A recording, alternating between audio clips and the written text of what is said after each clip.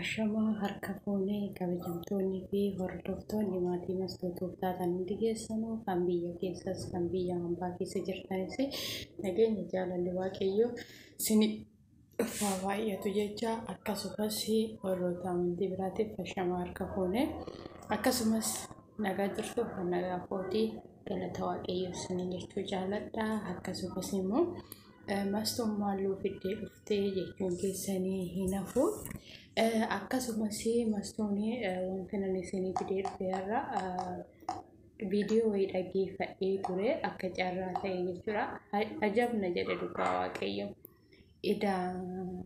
Namni yoo biyya isaa keessaa ba'ee wantoota baay'eetu isa mudata. Wantoota ana hin jenne isa mudata. Ka biyya keenya baane hojjennee maatii keenya jijjiiruuf biyya keenya jijjiiruuf garuu immoo biyya keenya baane wantoota ana hin jedhamnetu nama mudata. Akka carraa ta'e kaleessa viidiyoo sana dhaggeeffadhe dhugaa seenaa natti ta'e viidiyoo sun jechuudha. Akkasumas ammallee walumaa dhaggeeffanna. Keessumaa shamarran biyya Arabaa jiraatanii fi biyyoota adda addaatiin mana namaatiin hojjettan seenaa irraa barachuu dandeessan kana isiniif qabadhee dhiyaadheera. Namni isin suura irratti argaa jirtan kun haadha wabii yookaan Burtukaan jedhamti. Seenaan ishees akkas ture. Waggaa tokko oliif maatii fi hiriyoota ishee duraa baddee yaaddoo guddaa keessa galchite kan turte haadha wabii maaltu mudate?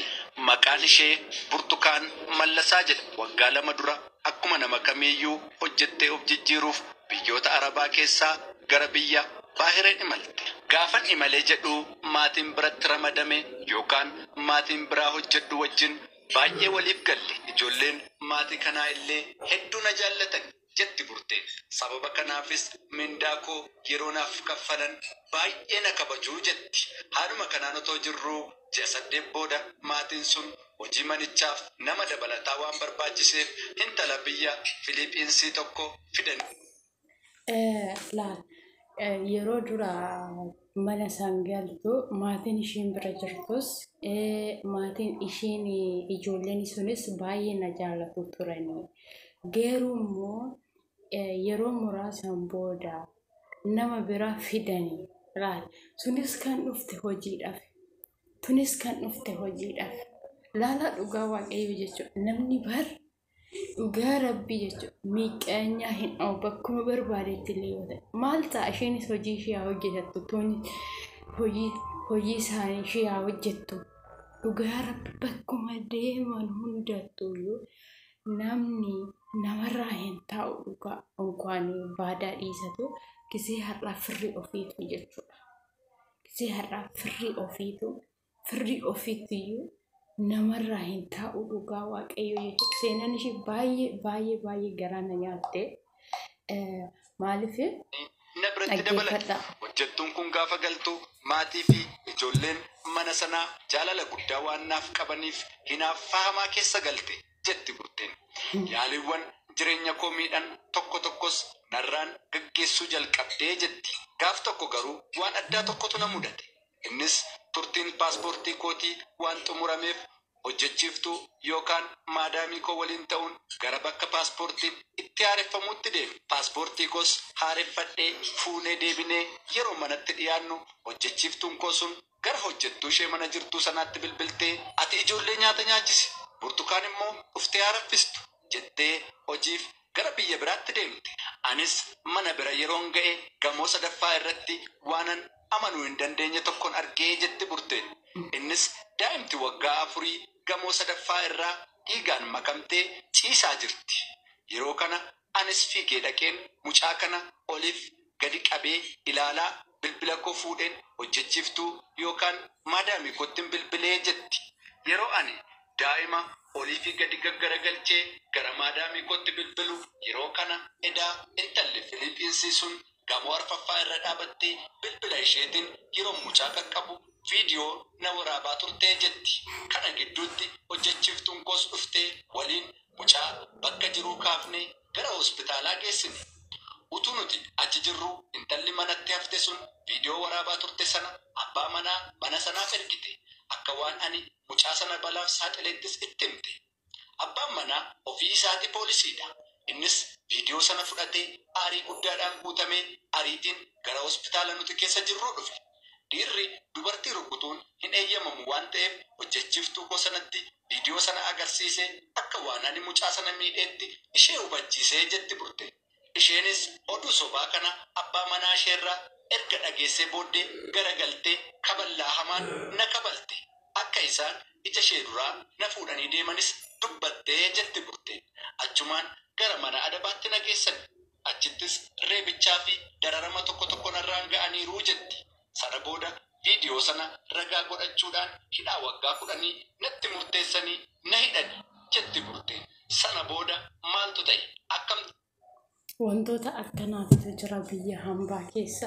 Har'a mucayyoon tun hojii balleessaa ishee malee osoo wanna takka hin balleessin har'a waggaa 11 namni tokko bara mana hidhaa keessa waggaa 11 taa'u jechuun umurii isaa gimmaasha taa'u jechuudha. Ifan argu aduun argu jireenya ana hin jenne jireenya bushaa keessa jiraatetti kan inni argu.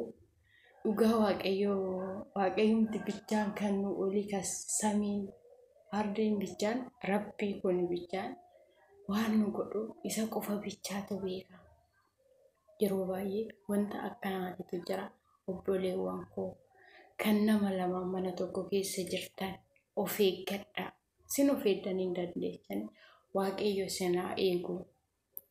Nama biyya ambaa ishee Filipiinii tana dhiisatu nama biyya keessanii Itoophiyaa nama saba keessanii yoo ijoollee shamarranii fakkeenyaaf shamara lama taatanii ijoollee musliimaa shamara lama taatanii mana tokko keessa jirtan of eegaa. Waaqayyo illee sin eega. Waaqayyo biratti of eegaa.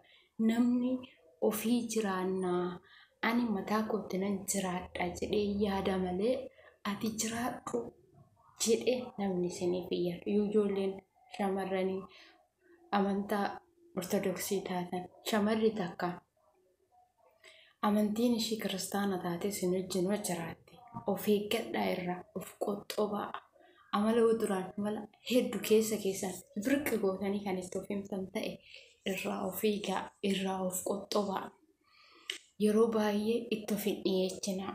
Baqa maaliif gizee ammaa wantoota bushaa wanta ija namaatti ilaalee ija namaatti hin tolle, wantoota gurra namaatti dhageetti gurra namaatti hin tolle, wantoota akkanaatti dhufaatu jira. Maaliif dhugaa rabbii obboleettiin abbaan haati zabana walitti garagaranii wal nyaachaa jiran. Zabana walitti garagaranii yaada gadhee walitti yaadaa jiran. Sababa saniifuu namarraa haga dandeessan fagaadhaa. Nama sinitti dhiyoo jiru dhiyeessitoo nama sinirraa fagoo jirurraa of fageechaa. Namni sammuu gadhee guyyaa tokko karaarraa si balleecha. Namni sammuun isaa hin yaadne guyyaa tokko karaarraa si balleecha. Sababa saniifuu obboleewwan koo kan biyya ambaa keessa jirtan kan mana haadha gandaa keessa mana abbaa gandaa keessa gola gandaa keessa jirtan waaqayyo sinaa eegu. Of tissaay of eegaay. Waaqayyo keechan kadhadhaa. Waaqayyo gatiilee nama hin gatu. Waaqayyo malee gatee sin hin gatini. Bakka jirtanitti waaqayyo keessan kadhadhaa. Tsalootii godhaa. Akka amantaa keessaniitiin waaqayyo sin wajjin haa ta'u. Baay'ee na ajaa'ibe dhugaa. Viidiyoo kana malee dhaggeeffadhe yoo sun irratti hojjedhaa ture jira dhugaa. Garuu sa'aatii hin qabuuf natti hin tolle dhaggeeffadhee gallakkisuu hin dandeenye hojjechuu hin dandeenye viidiyoo sa'aatii sanatti. Garuu seenaa adda ta'e mucayyoon tun har'a biyya ishee keessaa baatee hojjedhee maatii hojjechiira jette. Waaqayyo mana gaarii ishii dhangee miqqanyaan itti ta'e wanti akkanaa irra ga'uu ishiitiif baay'ee ulfaata. Waaqayyo immoo guyyaa tokko kana keessa ishii hin baasa. Lamin onnee ishii qulqulluu deetti sila ta'eef ishii dhafis immoo kan kana goote san hin kennaafi. Siraa ishii hin kennaafi. Sababa saniifuu obboleewwan koo waaqayyo sin wajjin haa ta'u. Bakka jirtanitti bakka teessanitti inni fayyaa nagaa keessa siniif haa kennu siniin jechuu jaaladha. akkasumas viidiyoon koo har'aa asirrumatti dhumata. Haga viidiyoo biraatiin walitti deebinutti turtii gaarii. Obboleewwan koo waliin jibbina, jaalala waliif kennaa, ija hamaadhaan wal ilaalina, nageenya oliif yaadaa siniin jechuu jaaladha. Akkasumas viidiyoon kiyya yoo isinitti tole laayik sheer gochuu hin dagatinaa. Haga viidiyoo biraatiin walitti deebinutti turtii gaarii siniif haa ta'u siniin jechuu jaalladha.